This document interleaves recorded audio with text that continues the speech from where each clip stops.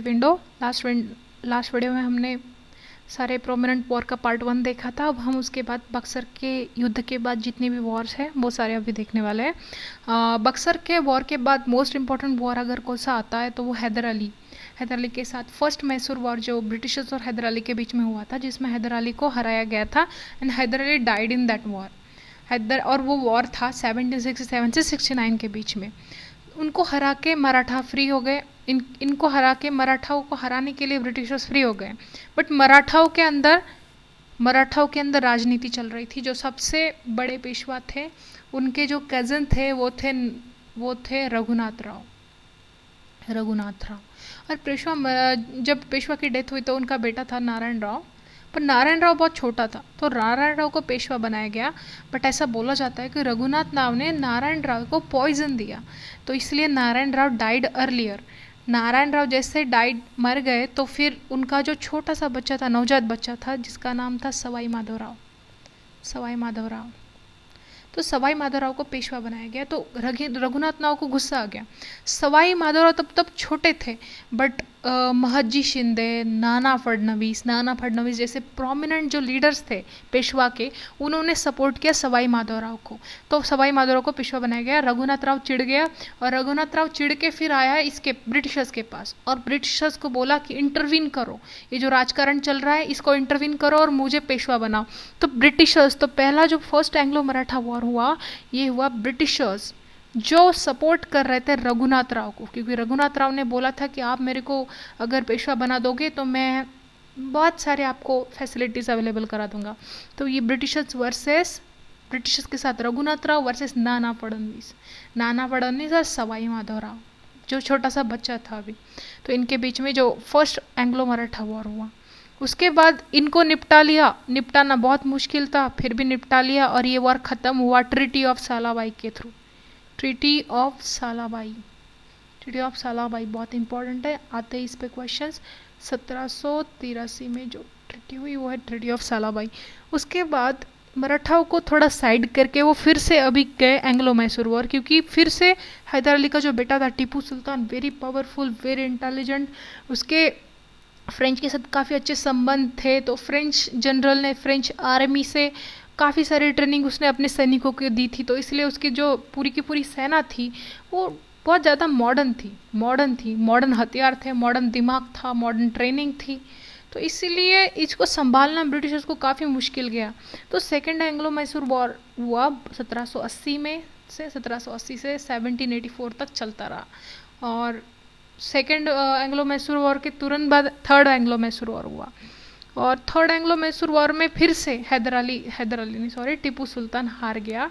और टीपू सुल्तान थर्ड जो वॉर था उसमें बहुत बुरी तरीके से हारा। उसको अपनी पूरी नहीं बोल सकते, आधी जो अपनी टेरिटरी ब्रिटिशर्स को देनी पड़ी, उसको बहुत सारा पैसा ब्रिटिशर्स को देना पड़ा। उसकी जो सैन्य क्षमता थी बहुत ज़्यादा कम हो गई, उसको वो पैसे नहीं पे कर पा रहा था, इसलिए उसको उसके जो दो बेटे थे, आपको दिख रहे होंगे दो बेटे गिरवी रखे गए। जब तक वो पैसा वापस नहीं करेगा, जब तक वो कंपनी को उसकी भरपाई नहीं करेगा, तब तक उसके बेटे वापस नहीं होंगे। ये किस में बोला था? ये ट्रीटी ऑफ श्रीरंगपट्टनम। तो ये बहुत ज़्यादा ह्यूमिलेटिंग ट्रीटी थी। तो टीपू को और ज़्यादा गुस्सा आया, बहुत ज़्यादा गुस्सा आया, सबको बहुत अपमानजनक फील हुआ। तो रुके नहीं टीपू अभी भी। तो टीपू ने फोर्थ एंग्लो मैसूर वॉर लड़ा। और फोर्थ एंग्लो मैसूर वॉर में इशू ये था कि ये लड़ा गया श्रीरंगपट्टनम में। पर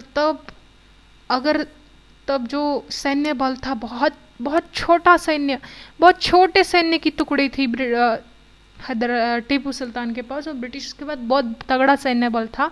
तो हारना तो ऑब्वियसली हार गए। फिर श्रीरंगपट्टनम जो बैटल ग्राउंड था, यहाँ पे ये वॉर ख़त्म हुआ। फाइनली मैसूर एंडेड, मैसूर की सत्ता ख़त्म हो गई।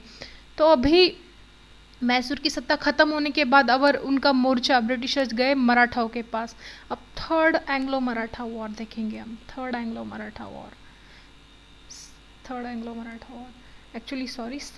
मराठा वॉर।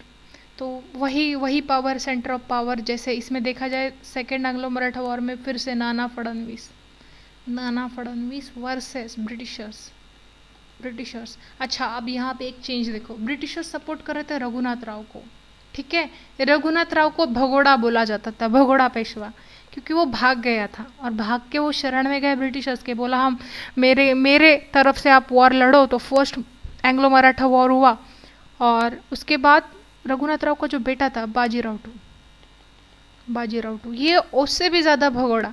ये क्या किया, ये फिर से ब्रिटिशर्स के पास चला गया, बोला कुछ साल बाद, मतलब देखेंगे हम 1803 में। एक बार तो उसके पापा गए थे, उसके फादर गए थे, जैसे 1775 में उसके फादर गए थे ब्रिटिशर के शरण में, और 1803 में उसका बेटा चला गया बाजीराव टू ब्रिटिशर्स की शरण में और बोला कि आप हमारे तरफ से वॉर लड़ो। तो जो सेकेंड एंग्लो मराठा वॉर हुआ उसमें फिर से ब्रिटिशर जीते। और एक बहुत बड़ा कांड बाजीराव टू ने किया। इसने क्या किया, एनेक्सेशन, उसने क्या किया, सब्सिडरी अलायंस साइन की सब्सिडरी अलायंस साइन की ब्रिटिशर्स के साथ। तो लीगली क्या हो गया, पूरी की पूरी मराठा टेरिटरी में बहुत तगड़ी पावर आ गई ब्रिटिशर्स को।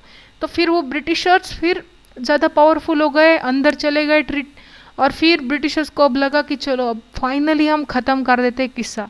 तो थर्ड एंग्लो मराठा वॉर हुआ 1817 के बीच में, पेशवा वर्सेस ब्रिटिशर्स। और फाइनली ब्रिटिशर्स ने मराठाओं को निपटा दिया, ख़त्म हो गया। आपको अपने ये भीमा कोरेगांव, बैटल ऑफ भीमा कोरेगांव सुना होगा, बैटल ऑफ भीमा कोरेगांव बहुत इंपॉर्टेंट है, ध्यान में रखिए, ये इसी टाइम का है। देखिए बैटल ऑफ भीमा कोरेगांव में ना, ये बात सुनिए, पेशवा जो थे वो ब्राह्मण थे, अपर कास्ट ब्राह्मण्स, और जो भीमा कोरेगांव में जो लोग वहाँ पे रह रहे थे वो सारे महार थे। महार मतलब जैसे बोला जाए शूद्र कैटेगरी के जो लोग थे, अनटचेबल्स जिनको बोला जाता है। तो उन्होंने वो ब्रिटिशर्स की तरफ से लड़े और पेशवाई का खात्मा कर दिया। इसीलिए ये ऐसा माना जाता है कि जो लोअर कास्ट है उसकी जीत के टर्म में भीमा कोरेगांव के बैटल को याद किया जाता है। Very important. आगे बढ़ते हैं हम। अब मैसूर की ख़त्म कर दी, मराठाओं को निपटा दिया, अब हम उनका मोर्चा चला गया। जो पावर, अकेली पावर बची थी जैसे देखा जाए तो वो अकेली बड़ी पावर बची थी, वो थी सिख। तो अब सिख को निपटाने के लिए उन्होंने बहुत सोचा। देखो 1839 तक जो रंजीत सिंह, इनको शेर पंजाब बोला जाता था, वेरी पावरफुल रूलर। इनको हराना बहुत मुश्किल था, हरा नहीं पाए जीते जी। रंजीत सिंह डाइड, उनके बाद जो जितने भी शासक हुए काफ़ी कमज़ोर थे। उनका जो बेटा बिठा दिया था जिसको गद्दी पे, वो छोटा था, दुलीप सिंह नाम था उसका, दुलीप सिंह छोटा, और उसके नाम से राज्य चलाया जाता था। और उसकी जो मदर थी रानी जिंदल, वो रीजेंट मतलब कोई शासक अगर चला नहीं पाता है तो उसकी जो मदर है उसको रीजेंट बोला जाता है। तो ऐसे चल रहा था। तो ब्रिटिशर्स को लगा कि चलो इसको भी एनेक्स कर लेते हैं, इतना कर लिया, अब सिख को क्यों छोड़े। तो उन्होंने जानबूझ को सिख को ना ये टॉर्चर करना शुरू किया जानबूझ के। तो सिखों को गुस्सा दिलाया। तो सिख, ऐसा बोला जाता है कि सिखों ने सतलज पार करके जो ब्रिटिशर्स थे, ब्रिटिश के साथ उन्होंने लड़ाई लड़ी। ये जगह है सोब्रॉन के ये जो प्लेस है, यहाँ पे ब्रिटिशर्स सतलज क्रॉस करके यहाँ पे लड़ाई लड़ी सिख और ब्रिटिशर्स के बीच में, और हार गए ब्रिटिशर्स ने, सिख हार गए। तो फिर ट्रीटी ऑफ लाहौर साइन हुई। तुरंत फ़ायदा उठाते ब्रिटिशर्स, तुरंत फ़ायदा उठा लिया उन्होंने, और ट्रीटी ऑफ लाहौर साइन हुई, जिसके तहत सिखों को अपनी बहुत सारी आर्मी उनको देनी पड़ी, बहुत बड़ा रीजन सिख एम्पायर का उनको देना पड़ा, और उनके पास बहुत स्मॉल मुल्तान, बहुत छोटी टेरिटरी बची। आगे देखते हैं। तो ये जो देखते हैं फर्स्ट एंग्लो सिख वॉर, वो है 1845 से लेकर 46 के बीच में।